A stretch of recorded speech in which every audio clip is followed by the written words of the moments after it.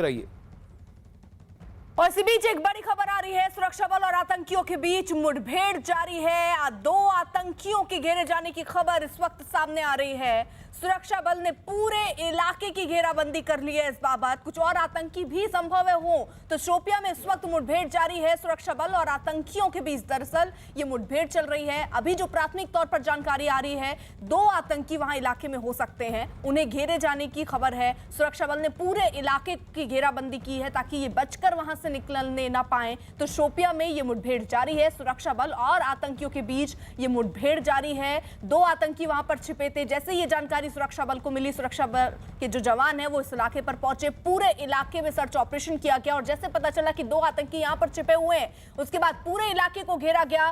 पूरे इलाके की घेराबंदी की गई है। कुछ और आतंकी भी संभव है कि वहां पर हो, लेकिन फिलहाल ये मुठभेड़ चल रही है। प्राथमिक तौर पर जो जानकारी है कि दो आतंकी उस जगह पर छिपे थे, जिसके बारे में जब सुरक्षा बल को जानकारी मिली तो पूरे इलाके की घेराबंदी की गई। रिफत अब्दुल्ला हमारे साथ जुड़ चुके हैं और आज जानकारी के साथ। रिफत जी बिल्कुल, ये जो एनकाउंटर है ये शुपाया में शुरू हुआ है। हाजीपुरा एरिया है, वहां पे स्पेसिफिक इन्फॉर्मेशन मिली थी।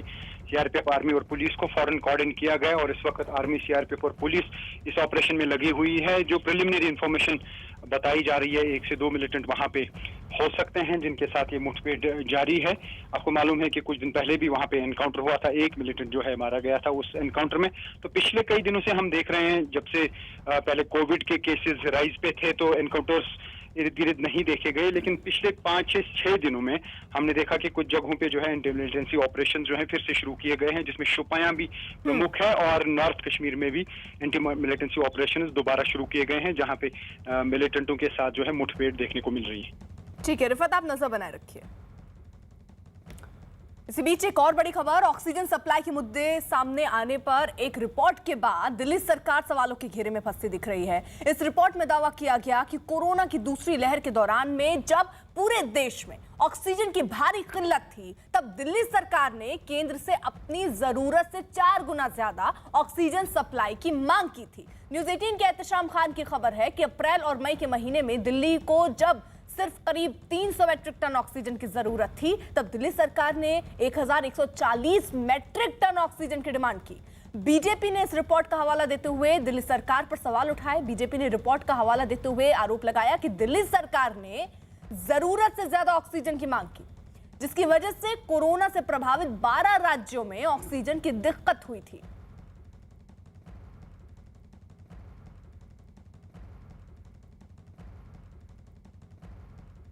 ये रिपोर्ट सामने आने के बाद बीजेपी और दिल्ली सरकार में किस तरह की सियासी बयानबाजियां हो रही हैं, पहले उससे भी सुनिए। पैनल का रिपोर्ट कहता है कि जो ऑक्सीजन की रिक्वायरमेंट दिखाई गई थी दिल्ली सरकार द्वारा, अरविंद केजरीवाल जी द्वारा, वो 4 गुना बढ़ा करके दिखाई गई थी। 4 times inflated oxygen requirement by Delhi. 4 गुना बढ़ा करके जितनी रिक्वायरमेंट थी उसको 4 गुना बढ़ा करके बताया गया। और सबसे दुखद विषय है कि दिल्ली के इस झूठ के कारण, अरविंद केजरीवाल जी के इस झूठ के कारण 12 ऐसे राज्य थे पूरे हिंदुस्तान में जो अफेक्टेड हुए अपने ऑक्सीजन सप्लाई को लेकर। सच ये है कि ऐसी कोई रिपोर्ट है ही नहीं। जी हां, मैं दोहरा रहा हूं, भारतीय जनता पार्टी के नेता सुबह से जिस तथाकथित रिपोर्ट के हवाले से अरविंद केजरीवाल जी को गाली दिए जा रहे हैं, वैसी कोई रिपोर्ट एग्जिस्ट ही नहीं करती। जी हां, एग्जिस्ट ही नहीं करती। भारतीय जनता पार्टी झूठ बोल रही है।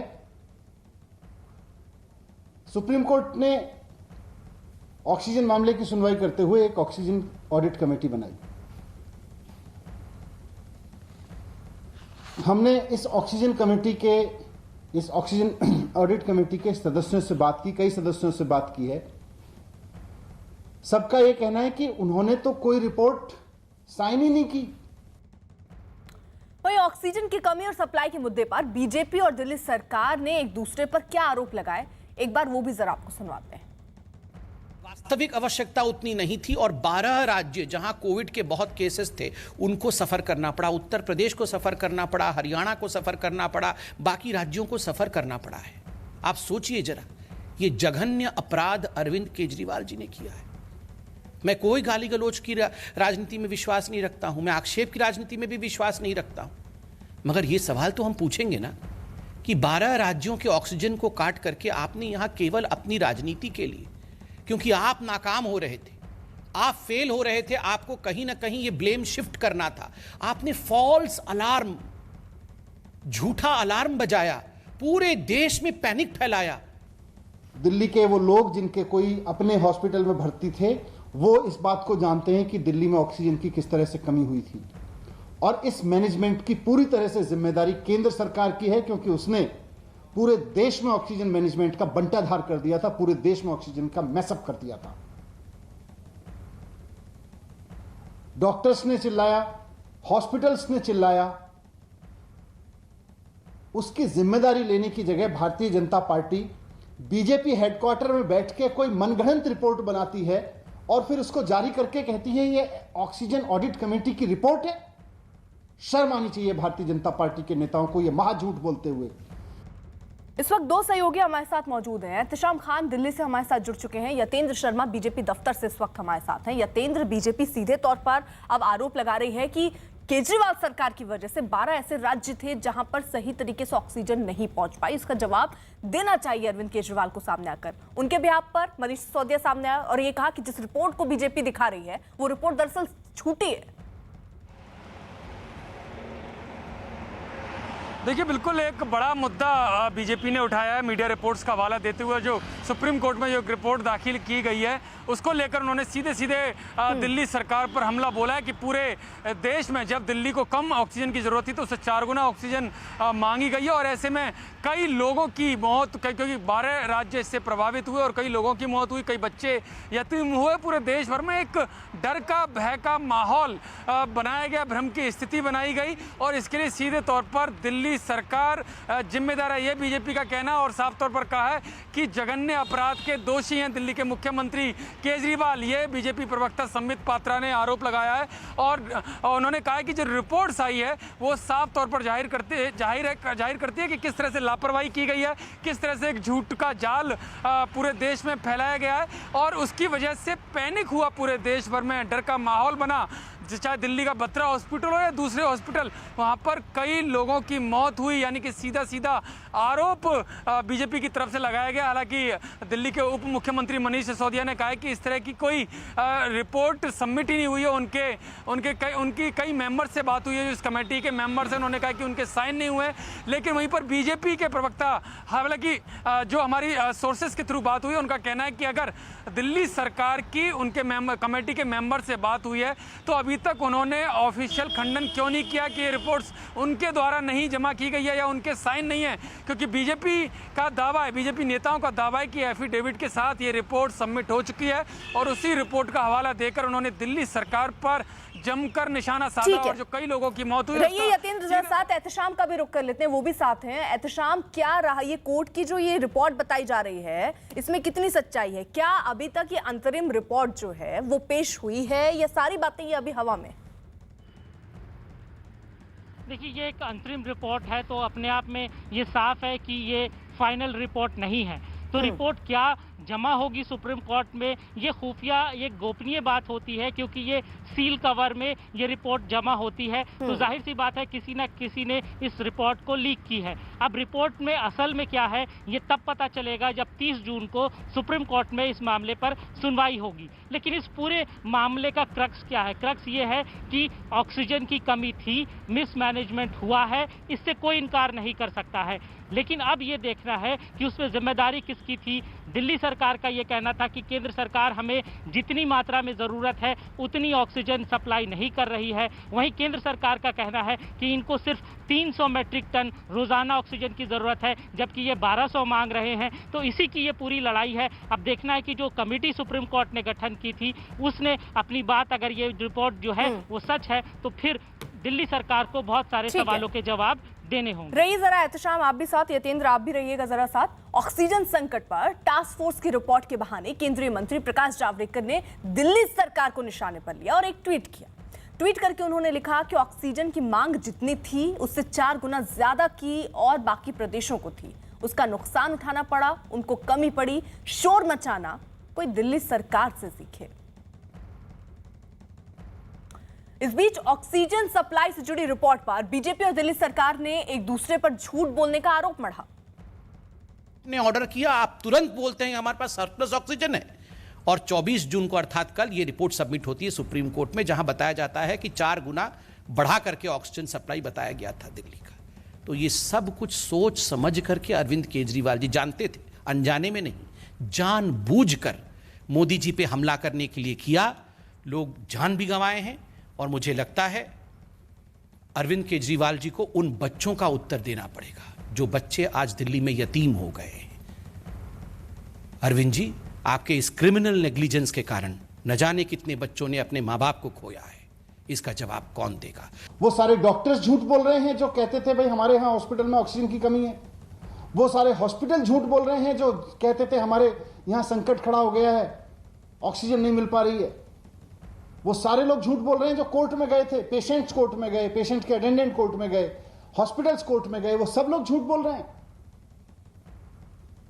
सच यह है कि भारतीय जनता पार्टी और उसके नेता और उसके बड़े बड़े नेता झूठ बोल रहे हैं। मैं भारतीय जनता पार्टी के नेता और देश के प्रधानमंत्री नरेंद्र मोदी जी से कहना चाहता हूं कि अपनी पार्टी को संभाल लीजिए, बहुत ज्यादा झूठ बोलने लगी है। अब ये बीजेपी भारतीय जनता पार्टी नहीं रह गई है, अब ये बीजेपी भारतीय झगड़ालू पार्टी हो गई है। एहतशाम, जरा बताइएगा, क्योंकि ये 2 रिपोर्ट के यहाँ पर जिक्र हो रहा है। एक जो नेशनल टास्क फोर्स है उसके 12 सदस्य के लोग हैं, वो अपनी रिपोर्ट सुप्रीम कोर्ट को सौंपने वाले हैं, और दूसरा जो दिल्ली के लिए एक कमेटी बनाई गई थी ऑक्सीजन ऑडिट की, वो अपनी रिपोर्ट सौंपने वाली है। ये रिपोर्ट कब तक सौंपी जाएगी? क्योंकि बीजेपी की तरफ से तो ये कहा गया कि कल ये रिपोर्ट सबमिट हुई है, क्या ऐसा हुआ है? देखिए, ये 2 अलग अलग रिपोर्ट है, क्योंकि कमेटी जो बनी थी, 2 अलग अलग कमेटी बनी थी। एक नेशनल टास्क फोर्स जिसका काम था पूरे देश में जो ऑक्सीजन की सप्लाई और डिमांड है उसको लेकर अध्ययन करना था। दूसरी जो एक सब कमेटी बनाई थी, क्योंकि दिल्ली में क्राइसिस बहुत ज़्यादा था, इसलिए दिल्ली के लिए अलग कमेटी बनाई थी। दोनों ने अपनी अपनी रिपोर्ट बनाई है जो कि अब सामने आ रही है मीडिया में, लेकिन ये जमा हुई है या नहीं, क्योंकि कुछ लोगों का कहना कि ये जमा हो गई है, एक पक्ष का कहना कि जमा हो गई, एक पक्ष कह रहा है कि ये एग्जिस्ट ही नहीं करती। तो अब इसकी सत्यता क्या है, ये 30 तारीख को पता चलेगा, जब सुप्रीम कोर्ट में इस मामले की सुनवाई होगी और वहाँ पर ये बातें रखी जाएंगी और उस रिपोर्ट में क्या लिखा है वो सामने आएगा। फिलहाल जो जानकारी सूत्रों के हवाले से हमें मिल रही है, क्योंकि ये जो सील कवर रिपोर्ट जमा होती है इसको सार्वजनिक अभी नहीं किया जा सकता, और ना ही कोई क्लेम कर सकता है कि हाँ ये रिपोर्ट है और ये हम दे रहे हैं किसी को। तो ये अभी सूत्रों के हवाले से ये खबर आ रही है, जिसमें ये बात कही गई है कि दिल्ली के लिए जो कमेटी बनाई थी उसने ये माना है, ये कहा है कि दिल्ली सरकार ने ज़रूरत से ज़्यादा ऑक्सीजन की डिमांड रखी, जिससे एक क्राइसिस क्रिएट हुआ और जिससे दूसरे राज्यों में ऑक्सीजन की सप्लाई की कमी हुई। ठीक है, रहिए जरा आप साथ। ऑक्सीजन पर कमेटी की रिपोर्ट पर बीजेपी की तरफ से दिल्ली सरकार पर आरोप लगाए जाने के बाद आम आदमी पार्टी के विधायक सौरभ भारद्वाज ने भी पलटवार किया। बीजेपी की तरफ से एक रिपोर्ट दिखाकर ये आरोप लगाया जा रहा है कि पूरे देश में जो ऑक्सीजन को लेकर के क्राइसिस हुई, इसके पीछे आम आदमी पार्टी की दिल्ली सरकार थी, जिसने दिल्ली में ज़रूरत से ज़्यादा ऑक्सीजन मंगाया। सौरभ जी, क्या कहना इस रिपोर्ट पर, जो रिपोर्ट आई है? देखिए, एक तो ये रिपोर्ट आई नहीं है, ये रिपोर्ट बनाई गई है। ये भाजपा ने रिपोर्ट बनाई है, और इस पैनल के कुछ सदस्यों से हमने सुबह बात की तो उन्होंने बोला अभी तक तो कोई रिपोर्ट आई नहीं है। और जब हमने भाजपा को चैलेंज किया कि आप दिखाइए इस रिपोर्ट पे कितने मेंबर्स के साइन हैं, तो संबित पात्रा गायब हो गए, तब से वो नहीं आए हैं फिर टीवी पे। दिल्ली के अंदर जो ऑक्सीजन की कमी थी वो नकली नहीं बनाई जा सकती। हज़ारों हज़ार लोग ऑक्सीजन की कमी के ट्वीट कर रहे थे, और सुप्रीम कोर्ट के अंदर कौन कौन लोग मौजूद थे? मरीजों के रिश्तेदार मौजूद थे, प्राइवेट अस्पताल मौजूद थे, डिस्ट्रीब्यूटर ऑक्सीजन के मौजूद थे, ऑक्सीजन के मैन्युफैक्चरर मौजूद थे, दिल्ली सरकार मौजूद थी, केंद्र सरकार मौजूद थी। सबका पक्ष सुना जा रहा था कि आप कितनी ऑक्सीजन दे रहे हैं, आपको कितनी ऑक्सीजन आ रही है, आपको कितनी ऑक्सीजन चाहिए। सारे पक्ष वहाँ मौजूद थे, और उन पक्षों को सुनने के बाद कोर्ट ये कह रहा था, हाई कोर्ट ने भी कहा, सुप्रीम कोर्ट ने भी कहा कि जितनी ज़रूरत है उतनी आप नहीं दे रहे हैं, लोग मर रहे हैं। तब हाई कोर्ट के कहने पर, सुप्रीम कोर्ट के कहने पर केंद्र ने ऑक्सीजन बढ़ाई। तो ये संभव नहीं है कि ये सारे लोग, लाखों करोड़ों लोग जो हैं अरविंद केजरीवाल के कहने पे झूठ बोल रहे थे। मनीष सिसोदिया के बयान के बाद दिल्ली बीजेपी के अध्यक्ष आदेश गुप्ता ने क्या कहा, जरा वो भी सुनिए। ये पूरा मिसमैनेजमेंट दिल्ली सरकार ने किया और उस सारी कमियों को छुपाने के लिए ये दिल्ली के मुख्यमंत्री, क्योंकि उधर कमी थी तो दिल्ली के लोग त्राई कर रहे थे, तो अपनी कमी को छुपाने के लिए बार बार ये रोज प्रेस कॉन्फ्रेंस करते थे और ये कहते थे हमें ऑक्सीजन चाहिए। क्योंकि दिल्ली के अंदर अफरा तफरी का माहौल क्यों पैदा किया, ये केजरीवाल जी आपको जवाब देना पड़ेगा। दिल्ली सरकार की तरफ से जरूरत से 4 गुना अधिक ऑक्सीजन मांगे जाने की ऑडिट कमेटी की रिपोर्ट पर कांग्रेस का क्या कहना है, जरा सुनिए।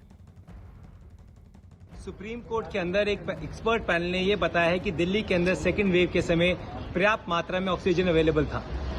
ये बहुत ही ज्यादा गंभीर विषय है। दिल्ली के अंदर अधिकांश लोगों की मौत अस्पताल में, अस्पताल के बाद ऑक्सीजन न होने की वजह से हुई। उस समय अरविंद केजरीवाल जी, कई विधायक और कार्यकर्ता लगातार अपने घरों से ऑक्सीजन सिलेंडर बेच रहे थे और सप्लाई कर रहे थे। दिल्ली पुलिस को तुरंत इसके अंदर मुकदमा दर्ज करना चाहिए और वो कोई भी व्यक्ति इस कालाबाजारी में इन्वॉल्व हो उसके खिलाफ सख्त से सख्त कार्रवाई होनी चाहिए, भले वो दिल्ली के मुख्यमंत्री हो या विधायक हो। दिल्ली सरकार के ऑक्सीजन डिमांड के मुद्दे पर केंद्रीय मंत्री मुख्तार अब्बास नकवी ने क्या कहा, जरा ये भी सुनिए।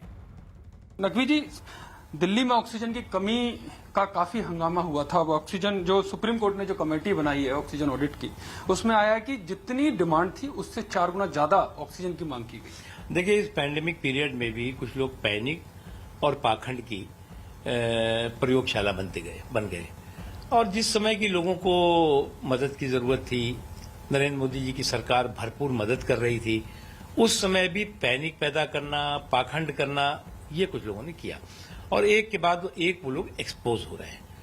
मुझे लगता है कि इस समय अगर आप संकट के समाधान का हिस्सा नहीं बन सकते तो सियासी व्यवधान का किस्सा मत गढ़िए, लेकिन ऐसा लोगों ने किया और अब आज उनकी ये सारी की सारी जो घपलेबाजी थी वो सामने आ रही है। तो क्या लगता है ये जानबूझकर हंगामा किया गया, पैनिक क्रिएट किया गया दिल्ली सरकार के द्वारा, क्योंकि डिमांड कम थी और उससे 4 गुना ज्यादा मांगा गया? जानबूझ करके माहौल को खराब करना, जानबूझ करके भय और भ्रम का माहौल पैदा करना, आशंकाओं का और अफवाहों का माहौल खड़ा करना, ये कोशिश थी। तो अपनी कमियों को दूर करने के लिए तो देखिए, अपने जो नाकामियां हैं उस पर किस तरह से जो है वो पर्दा डालो, वो कोशिश है। और नाकामियों पे अपने पर्दा डालने के लिए जो लोगों की सेहत और सलामती के लिए काम हो रहा है उस पर पलीता लगाया गया।